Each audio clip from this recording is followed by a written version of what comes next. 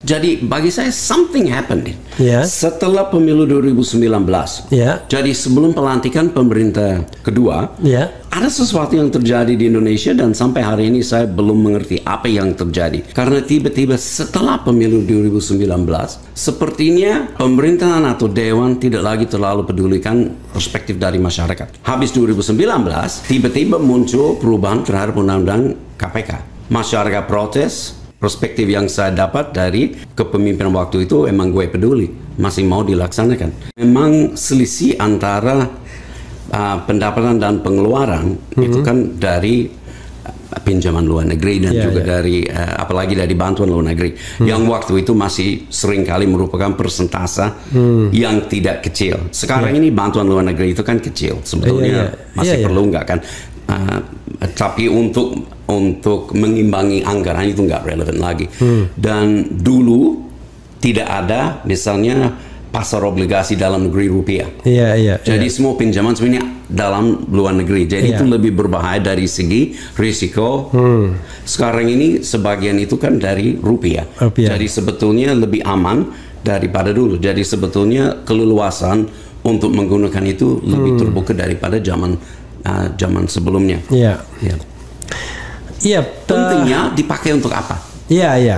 Makanya kembali kepada pertanyaan adalah ini kan kita bicara tentang tidak hanya memenangkan proses berpemilu, tetapi setelah berpemilu kekuasaan itu mau dipakai apa? Kan begitu. Nah, saya ingin sebenarnya analisis Kevin yang jauh lebih berani dan tajam melihat Indonesia akan kemana 5 tahun di bawah kepemimpinan Prabowo dengan segala problem-problem yang ada. Contoh misalnya, apakah benar Prabowo akan memberantas korupsi? Kan begitu? Apakah, kan harus ada indikatornya kan? Kalau misalnya indikatornya belum apa-apa, dia sudah merekrut orang-orang bermasalah di kabinetnya, how come kita mengatakan dia akan memberantas korupsi? Kalau dia sudah melibatkan saudara-saudaranya, partainya untuk cawe-cawe di dalam pemerintahan, dalam BUMN, how come korupsi bisa dihapuskan begitu? Mau mengentaskan kemiskinan bagaimana dengan anggaran yang terbatas seperti itu? Belum lagi kalau itu yang belum dikorupsi. Bagaimana kalau sudah dikorupsi misalnya? Mensejahterakan masyarakat, bagaimana di tengah kewajiban bayar utang yang baik pokok maupun jatuh tempo yang itu ratusan triliun juga? Belum lagi kemudian utang baru yang harus diciptakan untuk menutup utang yang lama. I don't know exactly bagaimana. Orang kan sering mengatakan begini, Prabowo sudah selesai dengan selesai masalah hidupnya. Ya selesai untuk dirinya sendiri.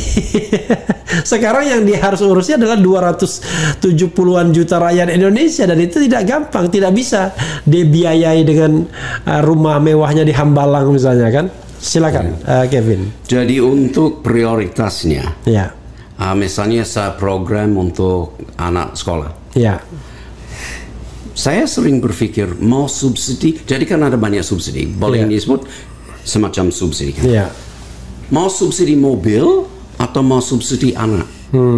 Karena kita masih buang banyak uang untuk mensubsidi kelas menengah yang pakai mobil kan, dengan apa namanya subsidi bensin. Buat apa? Kalau itu dialihkan ke program dengan anak, bagi saya what's the cost? Itu kan mungkin sudah lebih dari cukup untuk menutupi. Ada juga program dia untuk aspek pertanian. Saya rasa saya sering lihat dia bukan cuma dari apa yang dia bicarakan hari ini, tetapi apa yang dia udah kampanyekan setiap kali. Kan saya rasa itu mungkin sesuatu yang serius, bukan sesuatu yang dari focus group discussions atau something yang muncul dari sosmed kan. Dan saya rasa dia punya perhatian sincere untuk isu petani. Mungkin itu muncul sejak dia dulu jadi ketua HKTI kan. Jadi pengalaman pertama waktu dia mulai terjun dalam sistem politik demokratis Indonesia. Sebenarnya bahasanya dia ketahanan pangan itu sebenarnya. Itu istilahnya tetapi untuk petani. Jadi ini memang agak rumit juga. Dan saya sering menanyakan teman saya dari Indonesia, negara yang dicatat punya ketahanan pangan paling tinggi di dunia itu negara mana? Dan tidak ada yang semua shock. Namanya Singapura. Dan saya nggak pernah melihat padi waktu saya jalan di Orchard Road kan. Ya. Jadi ketahanan pangan tidak seperti yang sering dibicarakan di sini, lebih canggih daripada itu. Nah, saya rasa mungkin kita perlu transformasikan pemikiran.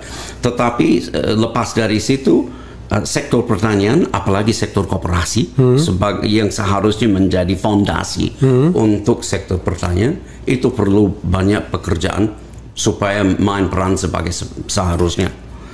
Dan jauh dari sekarang ini jauh dari potensinya. So kualitas dari apa yang dihasilkan dan lain-lain itu yang ruang gerak untuk menaikkan pendapatan untuk para petani.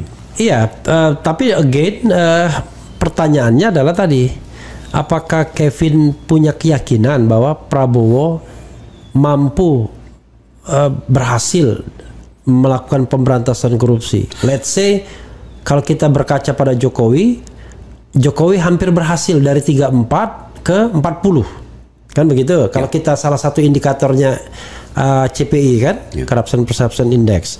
Tapi tiba-tiba balik lagi ke 34. Ya, jadi bagi saya something happened. Setelah pemilu 2019. Jadi sebelum pelantikan pemerintah kedua.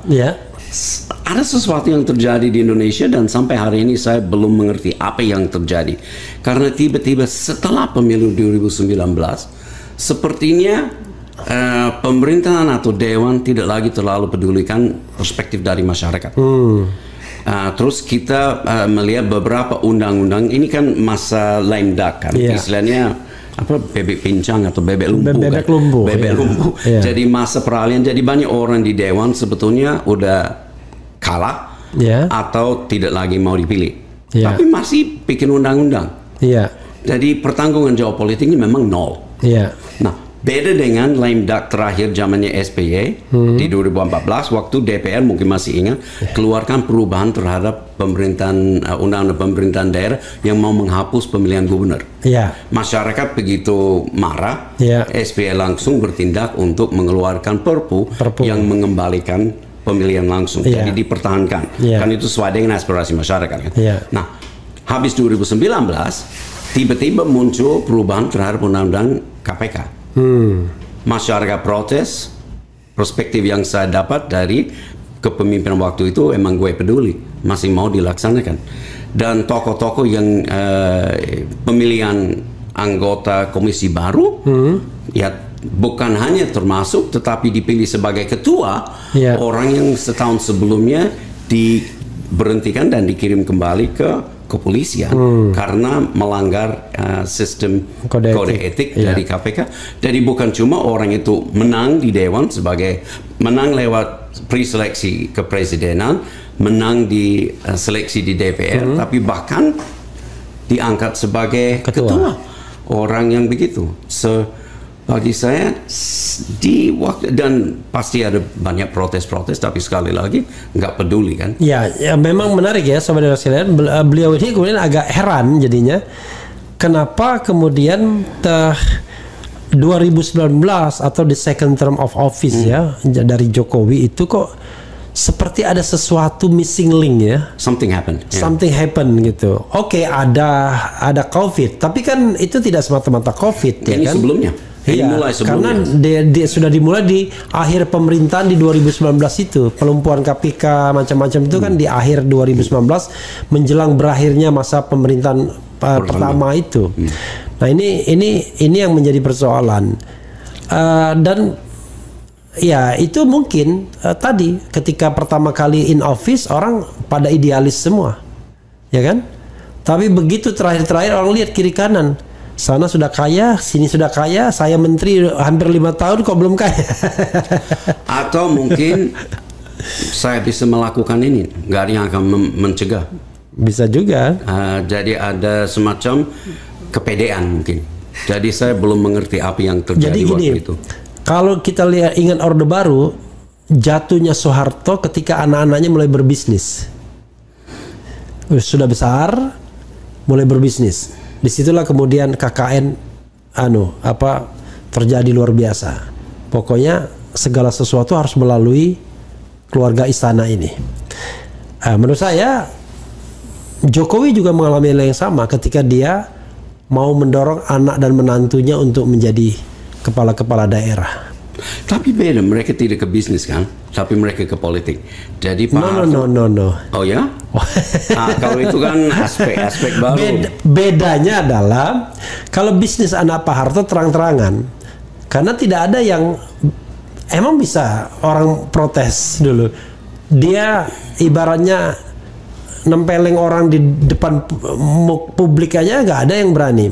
Ya, ada cerita yang apalah ya kan, misalnya ada pengusaha pakai celana pendek doang datang ke istana gitu kan, pernah nih. Nah, tetapi kalau sekarang kan beda, yang dikedepankan adalah political activities, tapi di belakang itu memang political activities nggak ditunjang oleh bisnisnya. Bisnis. Iya, nggak mungkin kan itu. Itu kalau soal skill itu soal waktu.